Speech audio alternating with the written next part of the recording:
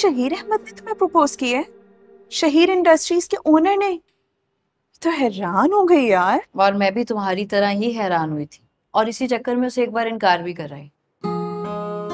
तुम पागल हो? तुम शहीर अहमद जैसे शख्स को इनकार कराई? सच्ची बात बताऊं, तुम्हारे साथ हुए हादसे के बाद मैं बहुत डर गई थी माई। और फिर तुम्हारे मामू भी तो उस शख्स को जानते थे ना, लेकिन देख लो उसने तुम्हारे साथ क्या किया। मुझे ऐसा लगा कि शहीर मुझ जैसी लड़की से क्यों शादी करे, मैं तो एक आम सी लड़की हूँ, और फिर उसको भला रिश्तों की कमी होगी। एक सेकंड, तुम पागल तो नहीं हो? कहाँ लिखा है कि जो मेरे साथ हुआ है तुम्हारे साथ भी होगा? पांचों उंगलियां बराबर नहीं होती राह। ऐसा भी हो सकता था, लेकिन शायद मैं बहुत घबरा गई थी। ऐसा ही होता। खैर मैं तो हैरान हूँ तुम्हारी बेवकूफी पे यार।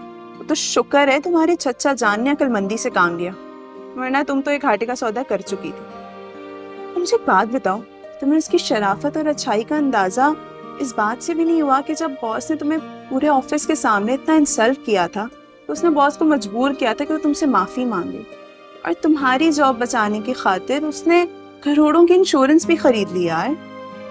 फिर तुम्हारी बहन को चोरी के इल्जाम से भी छुड़वाया यार, और उसने कभी इस बात को जताया नहीं। कि तुम्हें अब भी अंदाजा नहीं हुआ उसकी अच्छाई का? मुझे इस बात का बिल्कुल अंदाजा हो गया था। इनफैक्ट उस दिन अगर सिद्दीकी साहब मेरे सामने ना आते तो मुझे पता ही नहीं चलता कि इन सब मामलात के पीछे शहीर अहमद का हाथ है। और फिर अशफाक साहब ने इतनी डिटेल्स दी तो मुझे समझ में आया कि क्या। चलो शुक्र है तुमने कोई तो अक्लमंदी का काम किया कि अशफाक साहब से कॉल करके डिटेल्स ले ली। अब कोई मजीद बेवकूफ़ी मत करना और खुशी खुशी अपनी शादी की तैयारी करो।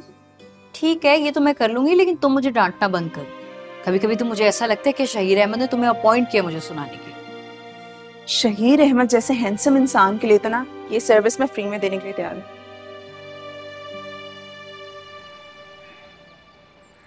लेकिन ये कैसे हो सकता है शहीर? मैं चाचा जान के साथ कैसे आ सकती हूँ? इसमें क्या मुश्किल है? मैं तो आज चाचा जान से साफ साफ बात कर रहा हूँ।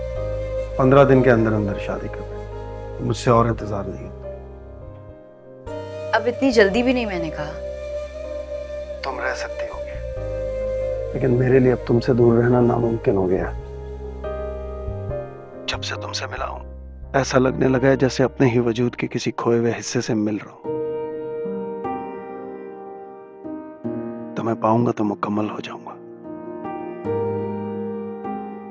और शहीर, जो मैंने आपके साथ ज्यादती की है, अगर मुझे पता होता कि आप मुझे प्रोटेक्ट कर रहे हैं तो इस तरह ऑफिस कभी नहीं आती। कब तक उस गलती के लिए शर्मिंदा होगी जो तुमने नहीं की? जब तक मेरे अंदर का गिल्ट दूर नहीं हो जाता। गिल्ट खत्म करने के लिए मोहब्बत का जवाब मोहब्बत से भी दिया जा सकता है, या फिर साथ लंच भी किया जा सकता है। मैं बहुत आराम से राजी हो जाता, बस मनाने का हुनर आना चाहिए। बहुत फनी बातें करते हैं आप। फिर बताइए कैसे गिल्ट खत्म